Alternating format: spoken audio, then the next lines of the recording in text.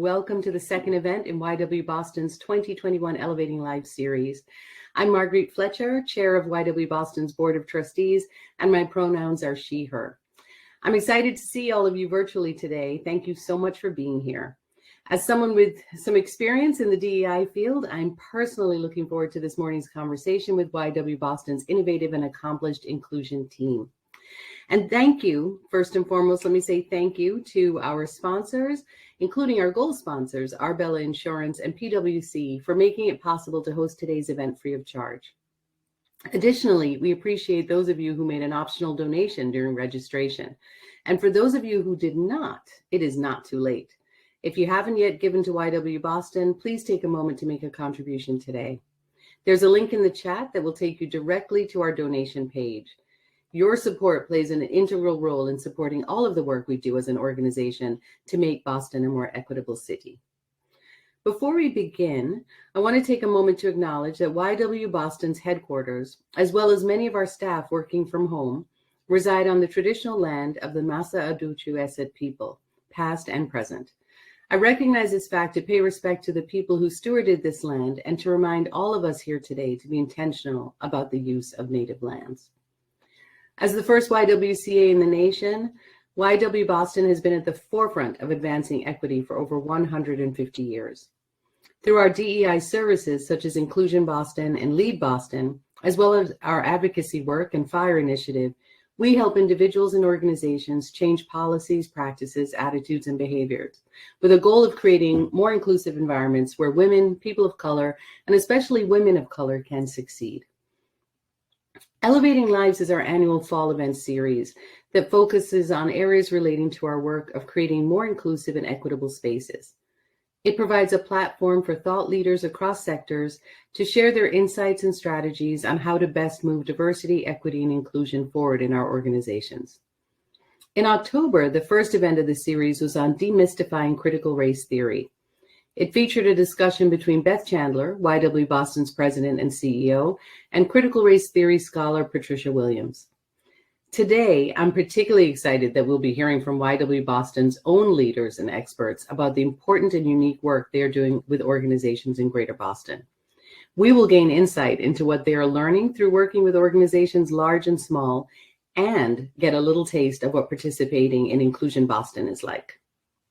This will be an engaging morning, and because bringing more people into the conversation is a key part of the work at YW Boston, I hope you all will help engage those who are not here today by spreading the word. If a particular question interests you or you hear a helpful piece of information from the team, I encourage you to share it on social media. Remember to tag at YW Boston and use the hashtag Elevating Lives 2021, both of which will be in the chat. So now, it's my pleasure to introduce the program. And to remind you again, if you hadn't had a chance to donate yet, feel free to do that. And that link is also in the chat. But first, you're going to meet YW Boston's Inclusion Boston team, who will share their model and approach. Then you will meet Dr. Anouska Bhattacharyya, Director of YW Boston's Inclusion Boston program, and Dr. Sarah Faude, Director of Research and Evaluation, who will talk data. And I know you're all excited about that. That is why you are here. They will share what drives change and what change looks like. This will be an interactive event with some polling, table discussions, followed by Q&A, and a closing by Beth Chandler, our president and CEO. It is now my pleasure to turn the floor over to YW Boston's Inclusion Boston team. Thank you. Thank you so much, Marjorie.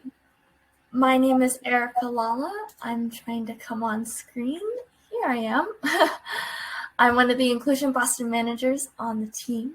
Inclusion Boston is one of many programs that YW Boston has that allows us to achieve our mission, as Marjorie just mentioned. It's our flagship dialogues process, which involves going into organizations like yours and building your capacity to implement and measure DEI. Now, what do we mean by DEI? DEI is an acronym that has been very visible in recent years. While the three words that constitute DEI, diversity, equity, and inclusion, are necessary pillars for one another, these words aren't synonyms. In short, diversity means variety. How much variety do we have around us? Are the people who work with us similar or different from us? Do we represent the communities we serve, or are there differences in identities between us? For many organizations, diversity means numbers. How many people do we have of certain identities? Being able to count these numbers is one way to measure diversity, but it's not the same as doing racial justice. It is possible to name, acknowledge, and celebrate diverse cultures without doing anything to transform the institutional or structural systems that produce and maintain injustice in our communities. Diversity is not an adjective. It's not an adjective describing a person or groups of people. It's just the existence. I stands for inclusion. If we take the numbers that diversity measures and they give us, how do these identities feel within an organization? Do these identities have a seat at the table, a voice in discussions? How does our organizational culture welcome or exclude certain identities? If we only hire token identities to fulfill a quota, are we overlooking the accumulated expertise and power of the variety of people in our workforce? Inclusion means being intentional about transforming the status quo by creating opportunities to improve the quality of life for those who have been historically marginalized. Measuring inclusion means holding ourselves accountable for the workforce we say we want, not just putting out feel-good public statements or putting those token identities to the front. Equity is about the policies, practices, and positions and structures that show that we have achieved our values. How is fairness and justice backed in our workforce? What are the checks or audits we practice on a daily basis to keep track? How do we ensure future employees benefit from our efforts for justice today? Focusing on diversity alone will not create an inclusive nor equitable workforce. By focusing on measuring inclusion and equity, you can unlock the power of diversity. In thinking about why we care about equity, this is why. The reality is that we live in a world built on inequity. Often we think if we treat everyone the same, we're doing DEI. But people aren't the same, and we don't want them to be. A meal that consists of just one ingredient is boring and not nutritious. So, if we are interested in variety, in celebrating difference, we need to stop presuming sameness, equality, and think more about distributing resources equitably. Equality and equity matter. Equality simply means that everyone is treated the exact same way, regardless of any other individual or situational differences. Equity, on the other hand, is about providing everyone with the resources and opportunities they need to thrive. The graphic drives home the fact that reality is often in stark difference to the equitable and inclusive future that we want. You can see in this cartoon on the right that resources are often distributed by inequitable systems. If the person standing on top of the long column of boxes asks, "How are you?" they may not hear the voices of their colleagues or friends standing below. If the person in the middle asks, "What do you think of the game?" the person standing in the hole doesn't have a clear line of sight to respond. We don't just want to count resources. We want to measure the reality too. Inclusion Boston is a program that lets you develop your goals, your hopes, and your needs as an organization using data-based and rigorously researched metrics, meetings, and structures over the course of a 13-month partnership. We will empower you to plan, implement, and track your progress. The 5 dialogue sessions build your skills and increase individuals' comfort asking, what are the issues impacting my organization? Why do those challenges exist? Who are my allies in solving the problem? And how can we make progress together? Those pieces come together to create the action plan. This whole journey relies on your voice, empathic listening, your existing knowledge, and collaboration across your teams to create a strong and feasible plan for change. The team at Inclusion Boston, several of whom you're hearing from live today, supports you and your organization throughout this journey. One of the ways we support you is through ongoing assessment and evaluation of the individuals and groups that make up your Inclusion Boston cohort. so that we can tailor supports and monitor the areas in which we're growing, stagnating, or regressing throughout our journey. The Inclusion Boston process is a bridge that allows an organization to assess where they are, determine where they want to be, and understand what will it take to get from here to there. In this image, the Inclusion Boston team are the hands supporting the bridge, supporting you on your journey. You'll see that the people on the bridge have agency over the direction they take and how long they choose to spend walking. Along the way, our Inclusion Boston team helps you to measure and evaluate what is working and what isn't, which helps you better assess how to get from where you are to where you want to be as an organization. Change is healthy. Without the ability to pivot and adapt, organizations cannot thrive. The process must be iterative. It must be cyclical. By this, we mean you have to keep measuring, evaluating, and reflecting on the progress you're making. If you don't measure where you are or define where you want to go, you may end up creating work that does not get you to your intended destination. Our Inclusion Boston series centers evaluation and dialogue to help you to be precise. When you participate in the Inclusion Boston process, you will engage in our ongoing discovery and dialogue. Who are we? How did we get here? From deep reflection inwards, we provide you with frameworks and process to answer where you want to be.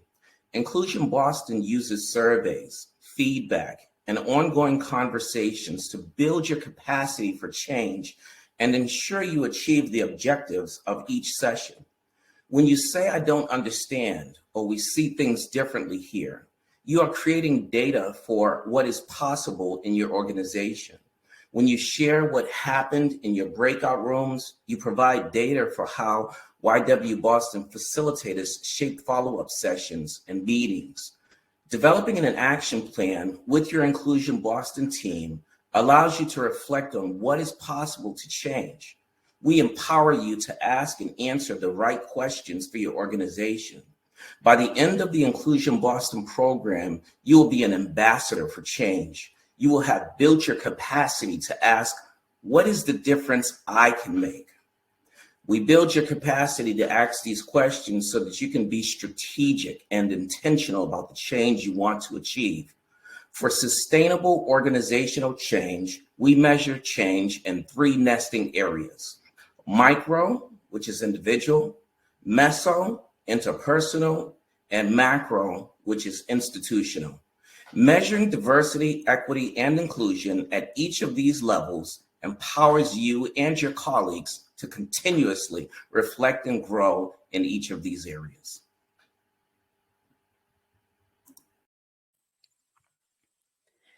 This growth and reflection starts now. We're asking you to reflect on what data means to you and are going to poll you all live at this event. You can participate in the poll by clicking on the link in the chat, or you can copy and paste the link into a new browser.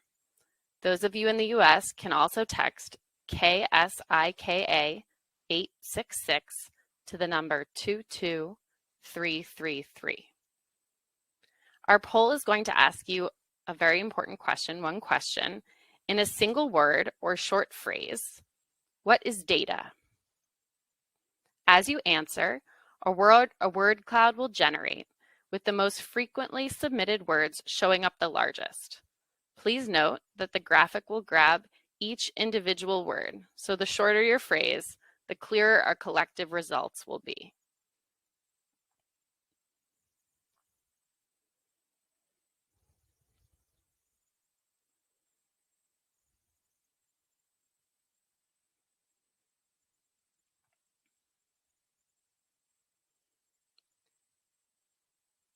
So we're starting to see some reflections come in now. I want to remind you that to participate in the poll, you can click on the link in the chat, or you can copy and paste the link into a new browser. So we're seeing the word information, showing up the largest right now. We're also seeing the words insight, measurement, metrics, quantitative. We're seeing the word possibilities, thinking about what we can do with this data. We're also seeing the word story. What story is this data telling us, perhaps? Seeing the word baseline.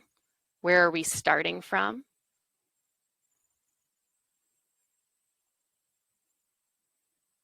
And facts. We're also seeing the word insight. Will this data help us have greater insight into where we are as an organization and where we want to go? Seeing the word evidence and knowledge.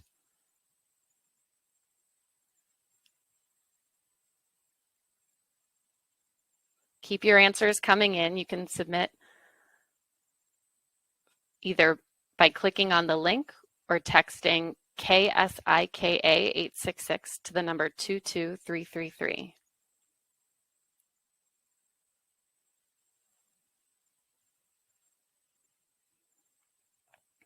We can see the word information is still showing up the largest, but we've got lots of other words coming in like accountability, observations, multifaceted. We also see some words like incomplete. What other kinds of data do we need?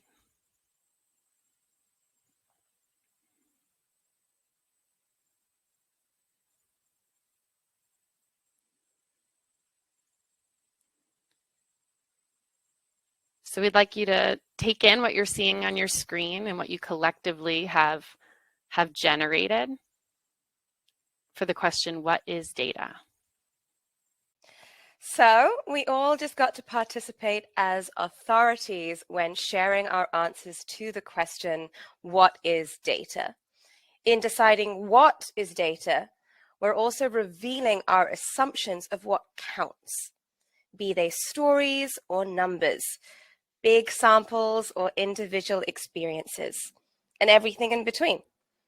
But in doing so, we are also often making assumptions of who counts and who gets to decide who or what counts.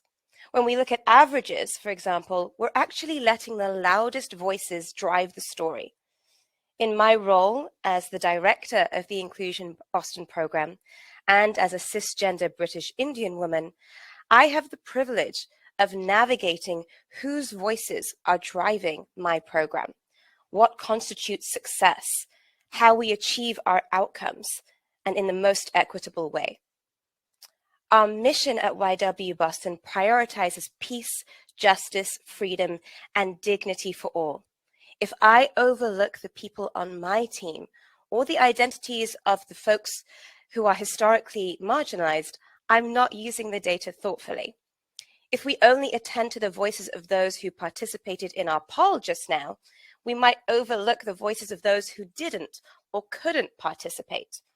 And so if we truly look around the room at one another, we might recognize some other patterns of who is here and who is not represented by this poll.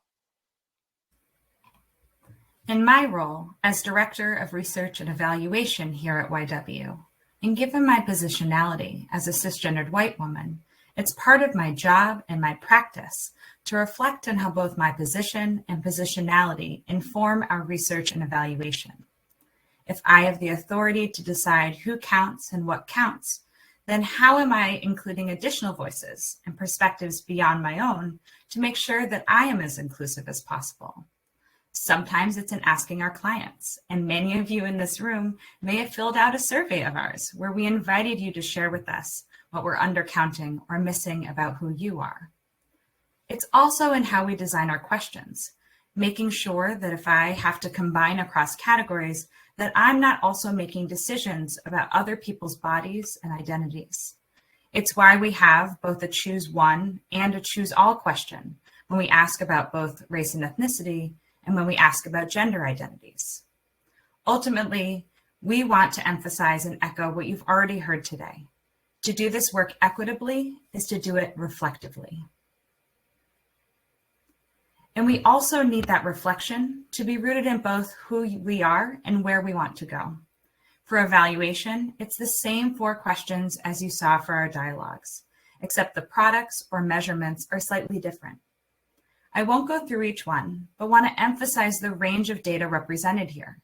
Some are tools, some documents, some qualitative or open-ended feedback, some timed quantitative measurement, but all ideally include as many voices as possible.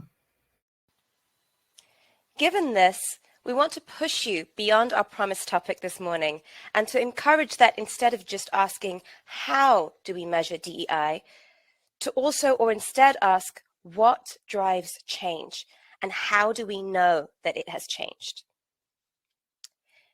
In our programming, we are focused on what key levers best position organizations to move forward on their journey to being more inclusive workplaces. The domains shown here on this slide inform how we structure the action planning process in InclusionBoston, and these domains are central to how we measure DEI.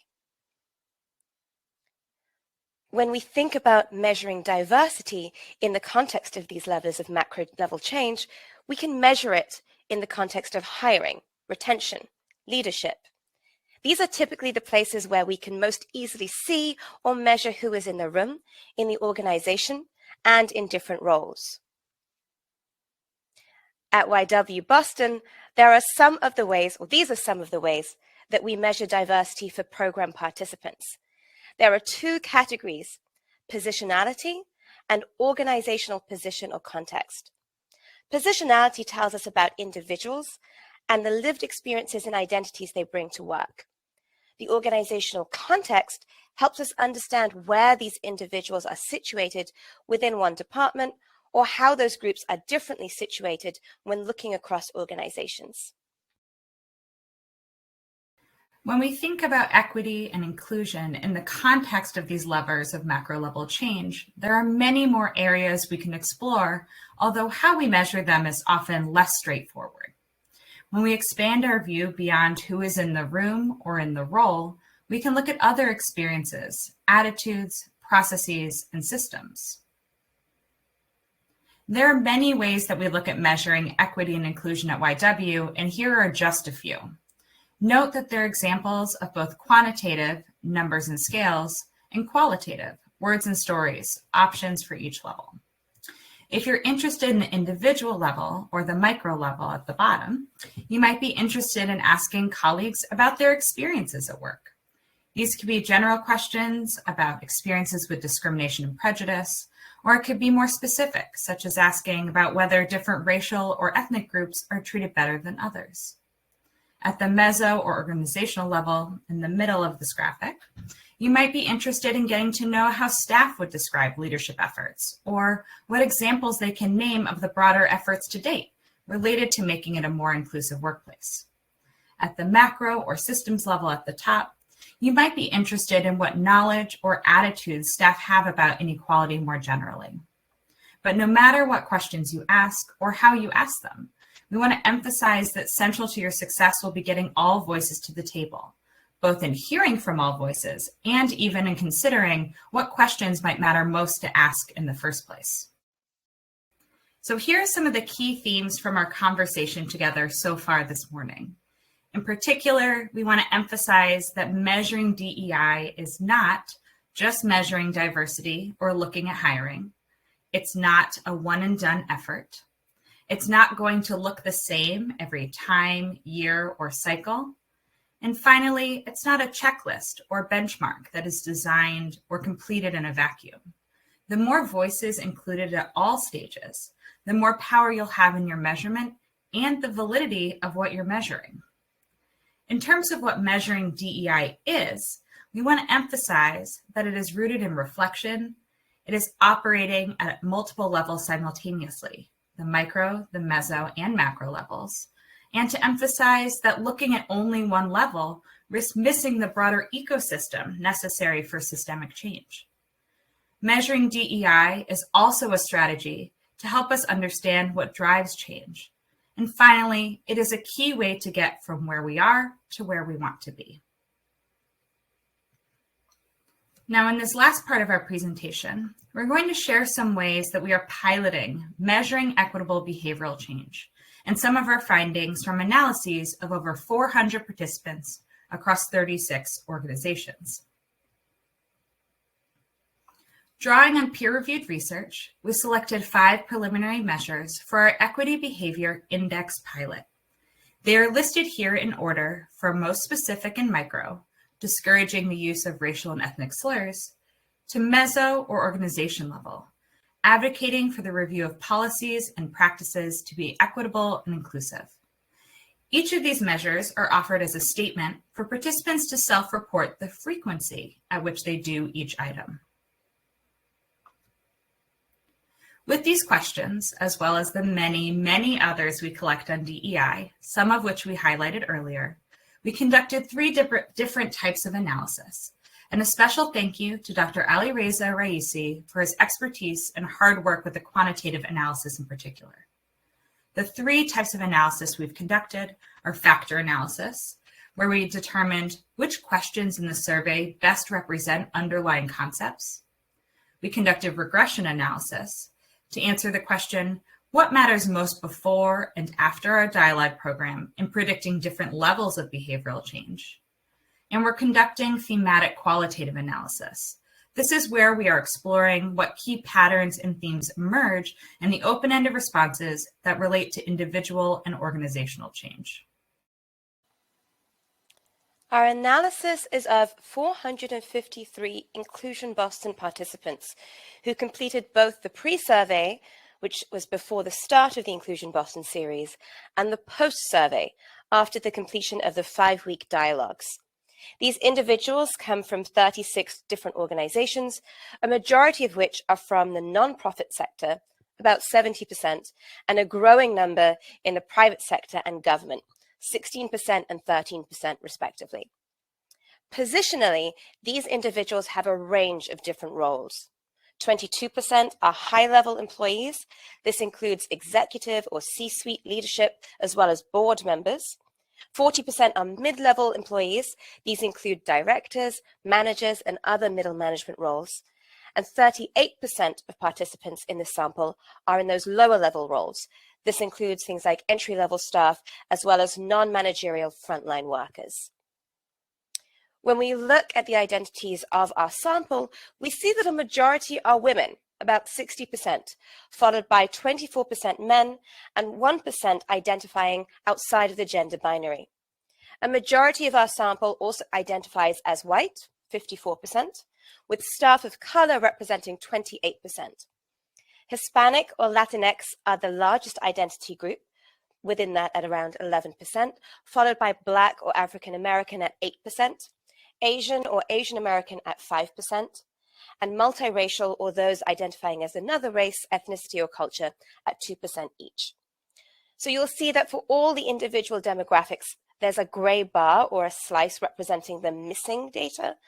And this occurs either because individuals left those specific questions blank or they opted out of our demographic survey entirely. With this sample, we wanted to know what makes people behave differently and more equitably. We were curious if any of these 4 levers could explain changes in behavior around equity at work. The 4 levers we considered are demographics, attitudes, knowledge, and experiences at work. By demographics, we were asking, does how someone shows up at work, such as in their race or their gender identity, influence their frequency of behaving equitably? What about their role in the organization?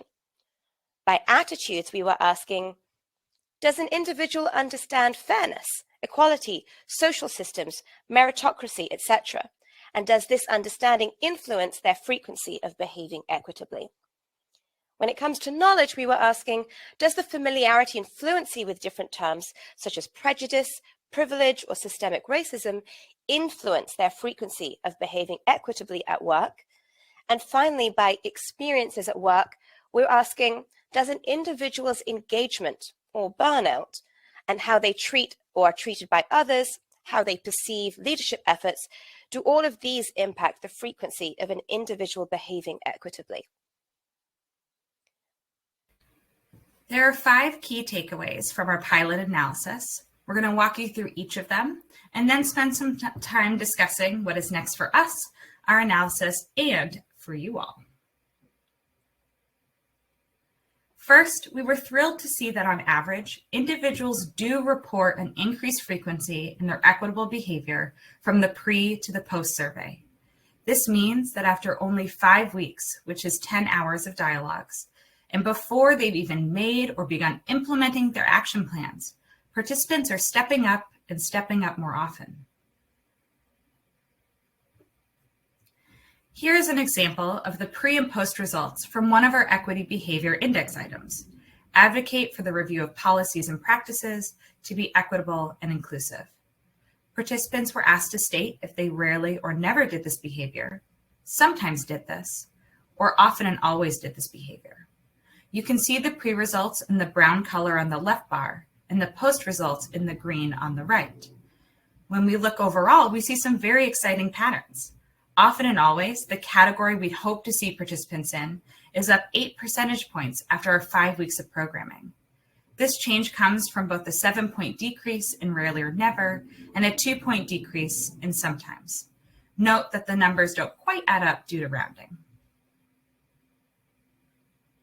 When we then look at the same data by different demographics, other trends become visible. But interestingly, these patterns largely held for both the pre and post survey results. For gender, men self-report that they are more likely to rarely or never or sometimes advocate compared to women, despite their gender privilege. However, when we looked at race and ethnicity, white staff seemed to be using their racial privilege and being more likely to self-report than staff of color to sometimes or often and always advocate. When looking at organizational context, we see differences by role as well. Compared to other roles, high-level managers were more likely to self-report sometimes or often or always advocating. On the flip side, lower-level staff were most likely to self-report rarely or never advocating, and least likely to sometimes or often or always advocate. Interestingly, mid-level managers fell in the middle of their peers on all 3 measures. Now we're diving one layer deeper to look at the intersection of 2 identities, race and gender, specifically for white women who are the largest subgroup in our sample. Here we see an even bigger shift than we had for the overall sample. Often and always, the category we'd hope to see participants in is up 12 percentage points after our 5 weeks of programming. While from the last slide, we should expect white women to be strong advocates of equitable policies and practices, since both women and white people were more likely to self-report advocating than their counterparts, this dramatic growth in advocacy is very encouraging as we, for the first time, see a majority, 51% of this subgroup, represented in the most active response category. Second, we were intrigued to learn that change was distributed more across demographics, particularly race and role, after the dialogues than it was before. This suggests that through participating in InclusionBoston dialogues, we see increased social cohesion. On average, we see all groups increasing their self-reported equity behavior, and we see the distinction of who was more likely to step up, dissipating following our programming. So, do demographics drive equitable behavior change? Yes, but only the demographics of race, particularly whiteness, and role mattered. Gender was never statistically significant in any of our models. While every behavior index item had either role, race, or both mattering at the pre-survey, this association decreased in 2 cases and disappeared altogether in 8. This suggests that while the likelihood of behaving equitably might have been correlated with demographics before InclusionBoston, this was much less the case after. One interesting exception to this was for the equity behavior item of intervene when observing cultural insensitivity, bias, or prejudice. This was the only instance where a demographic variable became significant after our programming. Those who identified as white were almost 2 times more likely to self-report intervening than their colleagues of color after participating in InclusionBoston. Third, we found compelling evidence that more knowledge does not lead to more equitable behavior. I'm going to repeat that again. More knowledge does not lead to changes in equitable behavior. The exception is when the knowledge is of systemic racism. So to answer the question, does knowledge drive equitable behavior change? No, unless it's knowledge of systemic racism, it doesn't. It matters in both the pre and the post models for 3 of our measures: discouraging racial slurs, securing resources, and advocating for inclusive policies and practices. We have evidence that our programming increases participant knowledge of systemic racism. Therefore, this is very encouraging, as we can expect a related increase in the self-reported equitable behavior in participants as well. This correlation is quite a powerful driver of equitable behavior for several of these index statements. For example, for the statement on securing resources for culturally different colleagues, participants with a strong understanding of systemic racism were 3 times more likely at the post survey to self-report high frequencies of this behavior than their colleagues who did not feel confident in their understanding of systemic racism. A second interesting example suggests that not only are participants' understandings of systemic racism growing through the program, but the implications of their understanding of this concept are shifting their behavior. So for the item discouraging racial slurs, at the pre, individuals with a self-reported high understanding of systemic racism were half as likely to report doing this behavior often or always. This might suggest an assumption of, this problem is too big, my intervening won't make a difference. By the post, however, those with a self-reported high understanding of systemic racism were 165% more likely to discourage the same behavior than their peers. We see a huge shift here, from half as likely at the pre to 165% more likely at the post. This perhaps implies that after dialogues, participants begin to see that because it's a systemic issue, it is all of our responsibilities to step up and fix it. Our key finding number 4 is that attitudes are a less clear picture, and we suspect this might be because the attitudes we measure are of society at large, rather than about attitudes or motivations for these behaviors in particular. So do attitudes drive equitable behavior change? For this indicator, the answer is a bit less clear. For 4 of the 5 index questions, at least one attitude question was significant at the pre. By the post, 4 of those associations no longer predicted behavior, but a new one did where it hadn't before. We suspect that this may be because of the questions we're asking. Our attitude questions are mostly meso or workplace level or macro societal institutional level, while the behaviors we're interested in, as we said at the beginning, are mostly micro level measures. Overall, we suspect that this is still an encouraging finding, although it's less clear-cut than others. While different attitudes on social issues might initially predict who reports high frequency of equitable behavior, that pattern diffuses by the post. Given the trend we saw earlier with participants on average reporting higher rates of equitable behavior after dialogues, this again suggests social cohesion within the cohort. It also suggests that our programming maps a path to equitable action for participants even without aligning them on particular social issues. We're most encouraged by this finding because it suggests we don't need to change hearts and minds in order to start seeing behavior shift.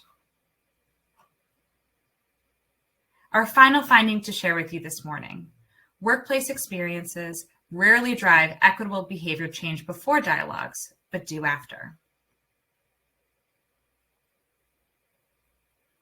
Experiences in the workplace are not predictors of who reports frequently behaving equitably before dialogues, but does after. In particular, we see this really mattering for one of our questions about leadership efforts. In the POST survey, participants who perceive their leadership as making practical rather than impractical efforts towards an equitable and inclusive work environment were between about 1.5 times and 3.2 times more likely to self-report high rates of equity behaviors across the index. This suggests that with clear communication, concrete interventions, both of which are supported in the POST Dialogues Action Plan process for InclusionBoston, if you're interested, with both of these things, staff are more likely to step up and step up often in their own equitable behavior at work. So what's next? What now? There are several things we're looking forward to in the coming months that will build on the analysis we've shared today. First, we want to be able to say more about what long-term change looks like. Given that InclusionBoston cohorts are typically 20 to 25 participants, but can be as small as 10, for analysis purposes, we are often up against our sample size. So, with more data, we can begin to ask, do the patterns we saw today still hold 3, 6, 9, and 12 months later? We expect that some trends will build over time, while others will need ongoing care. So we're also reflecting on what interventions we can do as a program to drive, support, and sustain equitable behavior for our clients. Second, we want to continue to conduct more intersectional qualitative analysis to ask what patterns emerge when looking at different positionalities and positions. How might these different points of view reveal what change looks like for organizations and what is standing in the way? Third, because our intended impact at YW-Boston is that organizations in the greater Boston area will be more inclusive, equitable, and diverse at all levels, we will soon launch a YW-Boston census to better understand trends in organizations across the greater Boston area. Through our program data collection, we continue to gain insight into the progress our clients make in inclusion and equity, but we don't always have a full sense of how organizational demographics shift from year to year. The YW-Boston Census will be a data collection tool to track intersectional demographic data year over year so we can tell where the needle is moving and where it is not. Finally, we are expanding 2 of our signature programs. For InclusionBoston, we are expanding our offerings to include a gender series. We're delighted to identify key measures of behavioral change in that new programming context and look at how race and gender equity show up across these different programs. Our other signature program, Lead Boston, is expanding to include Uncover Boston, which will serve mid to senior level managers within one organization. Through these programs, we are also able to pilot measures that look at how power and influence shape equitable behavior as well. There are also exciting next steps that we can offer to all of you. To accompany this presentation, we've put together a resource guide. In it, you will get another review of our programs, our vision of this work, as well as a workbook you can use to begin or continue your journey of equitable evaluation. You'll gain access to this resource in the email you receive as follow-up from this event.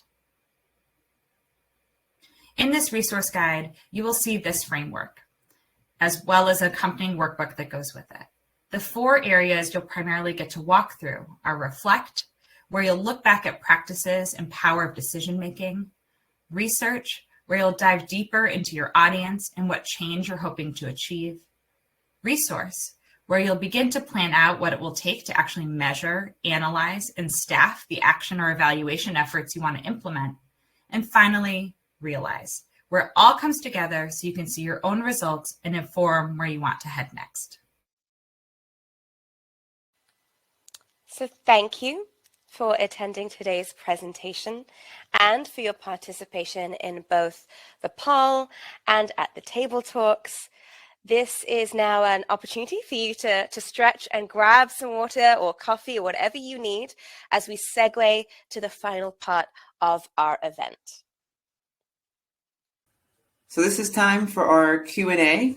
So I'm going to pose some questions that have come up in the chat for Dr. Bhattacharya and Dr. Faude.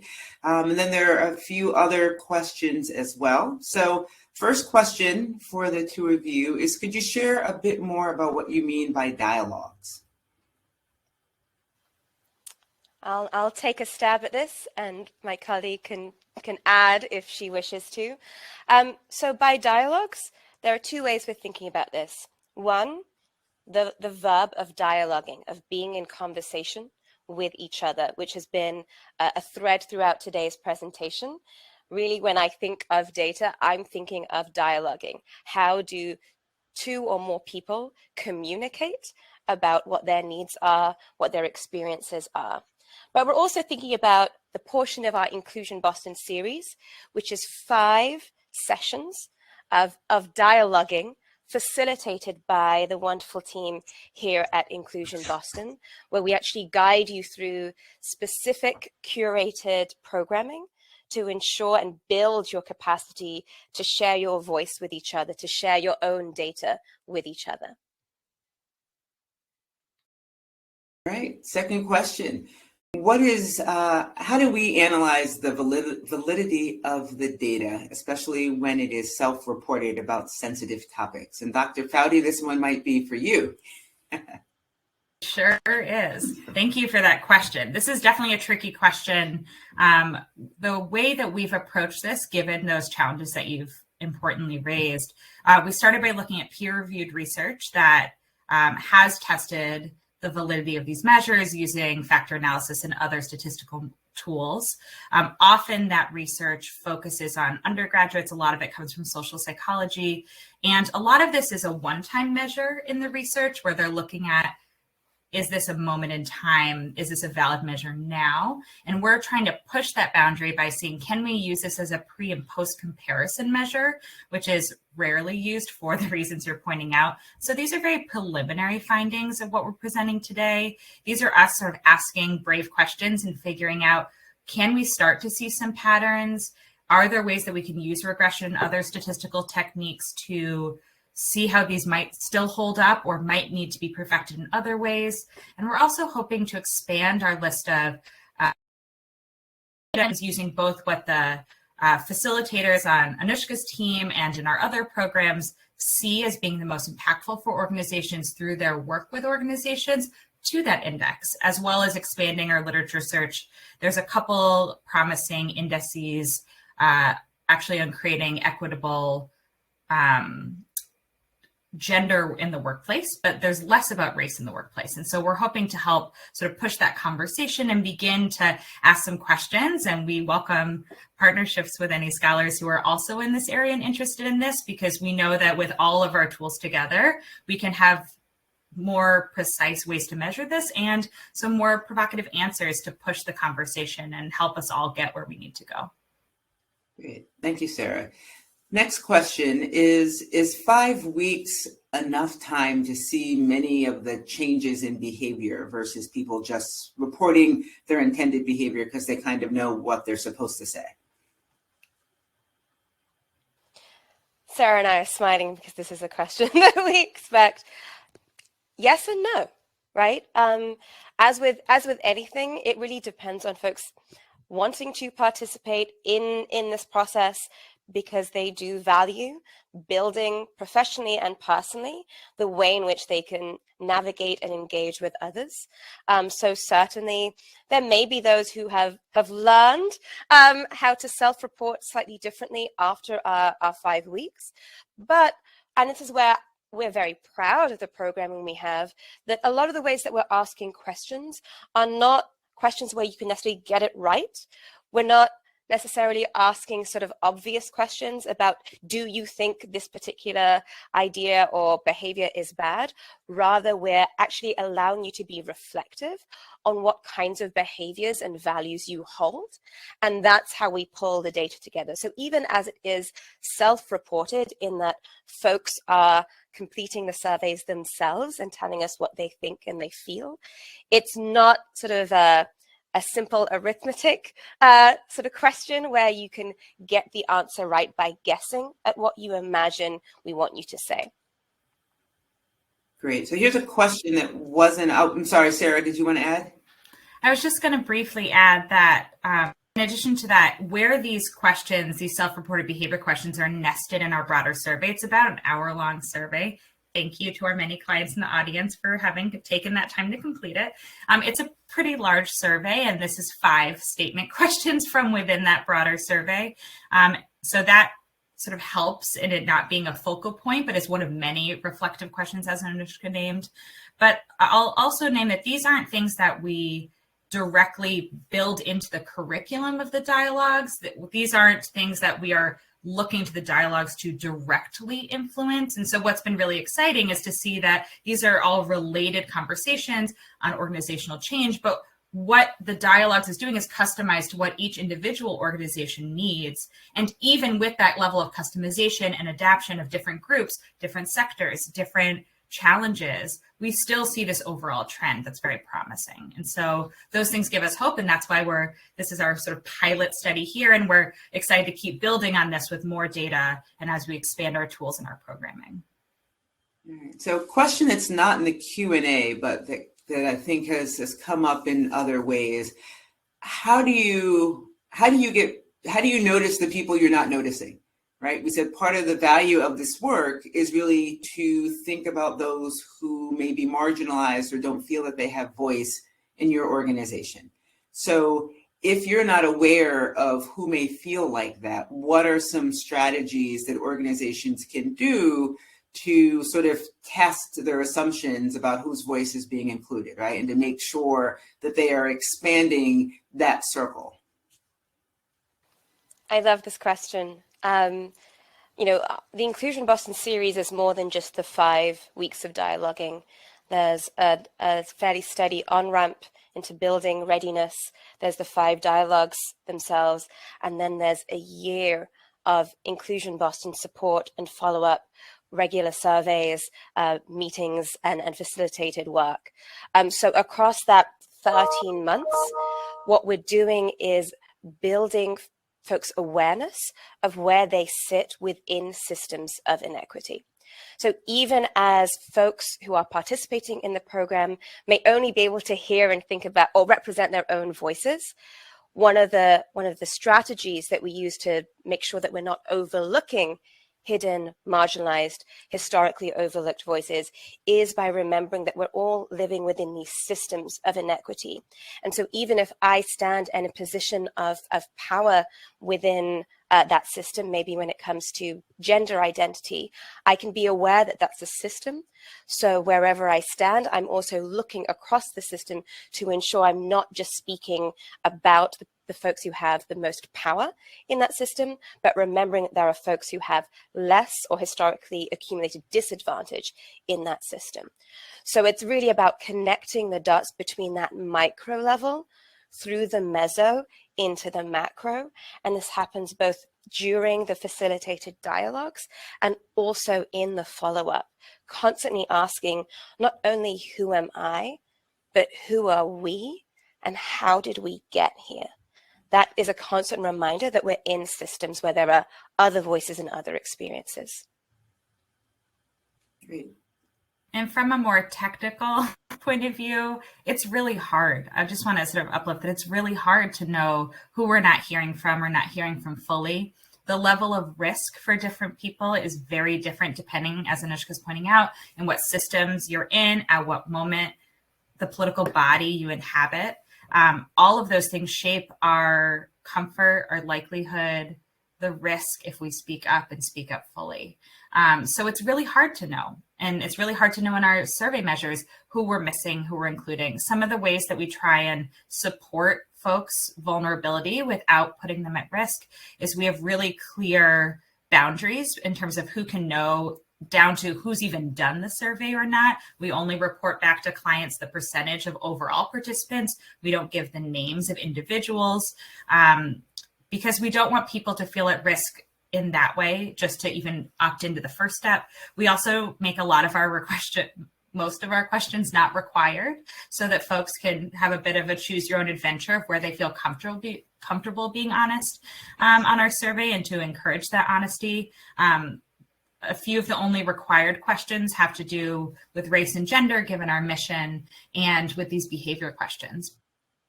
Almost all of the other ones are optional. Not that I don't want to encourage you to answer them, but again, to give people a way to step in without feeling that it's all or nothing, to give people multiple ways to opt in and multiple opportunities so that they can test the waters themselves and feel more safe in that space.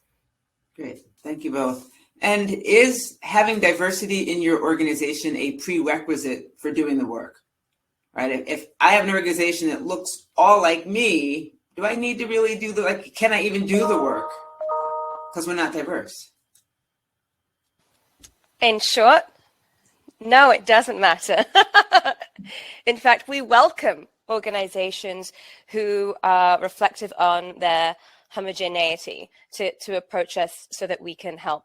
Diversity is, yes, about the numbers of people in a space together, and we can be thinking about those numbers of people in terms of things like race, gender, ethnicity, class.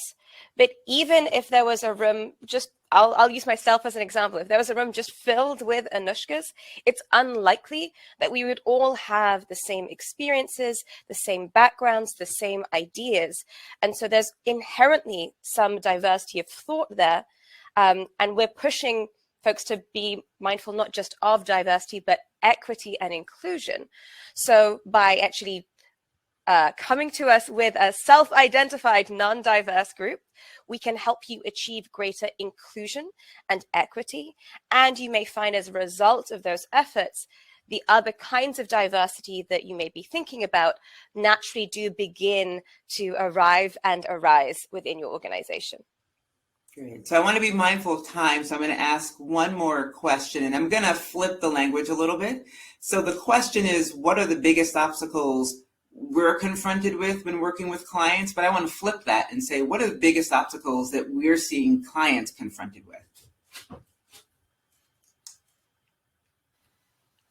I'm so ready to answer all these questions. I was pausing to see, Sarah, if you wanted to jump in. We are obviously focused at the intersection of race and gender, and that is where we sort of uplift what is possible within all of our client organizations, all the nonprofits, the corporate, the government, various kinds of organizations that work with us, boards, for example. But essentially, we are giving you the tools to be reflective on yourself. And every organization has some kind of obstacle that is rooted in being unable to see the evidence they need to make change. So that could be an obstacle that is rooted in communication. What is the communication strategy within this organization? That could be an obstacle that is rooted in transparency or lack of trust between different groups. Ultimately, no matter what that obstacle is, the theme that we found is that folks are looking to change something to make their organization better. Maybe it's about innovating new products, and they're finding that they're coming up against some kind of wall. Participating in InclusionBoston allows you to identify what actually is the root cause of that obstacle, and to then become the solution rather than relying on us or anyone else to continue to provide that solution for you. So today's presentation was an opportunity to say, hey, what do you consider evidence? What do you consider data to be? If we can expand your idea of what data and evidence are, and give you the tools to thoughtfully look at, quantify, collect, and analyze them, we're essentially building your capacity to do an audit of yourself and address those obstacles, however they show up today, tomorrow, and in the future. Great. Sarah, anything to add? That was a perfect ending. I'll let Anouska have it. Wonderful. So thank you, Sarah and Anouska, for answering the questions, doing the presentation. For those that don't know who I am, I'm Beth Chandler, President and CEO of YW Boston, and we are thrilled that you joined us here this morning, and many of you overcoming and persevering through some technical challenges. But we were delighted to be able to share with you how we approach diversity, equity, inclusion work, and how we're looking at ways to measure its success. And I want to, in addition to thanking Dr. Bhattacharya and Faude, I also want to thank the InclusionBoston team that participated. I'm going to look at my script to make sure I get everybody's name. Erica, Evan, Kathleen, Rebecca. Also want to make sure for the staff behind the scenes, want to thank them as well. To have been able to do all of what needed to happen for this event. And hopefully you're walking away with some ways to really think about data and how you want to measure how your organization is doing regarding DE&I, and that you're expanding both who you're including in those conversations and how you are looking at data, right? It doesn't just have to be quantifiable to know that it exists, right? We need to be more expansive in how we're defining the data that we're looking at for this conversation. And I had a former boss tell me, if you don't measure where you're going, anywhere you end up is fine. And I think all of us, particularly thinking about what has happened over the last 18 months, know that it's not okay just ending up where we end up, right? We really need to be intentional about the work we're doing in DEI so we can end up in a much better place than we've been, particularly these last 18 months. And some people might argue for 400 years. So again, thank you so much for participating with us. If you have additional questions, please reach out. And, if you need support in this journey or aren't sure if you do, please reach out to our InclusionBoston team or to Shira Bornstein, who manages that work for us. I think we'll probably put Shira's link in the chat. And as Marguerite said, it's never too late to give. So if you haven't yet contributed to YW Boston, your contribution helps us to be able to do these events, and it helps us to be able to make a difference in the lives of people and organizations, as well as in the work that we do with middle school girls in Boston. So thank you all for participating. Thank you again to Marguerite and to all the YW staff who participated. And I hope you all have a wonderful December. Take care.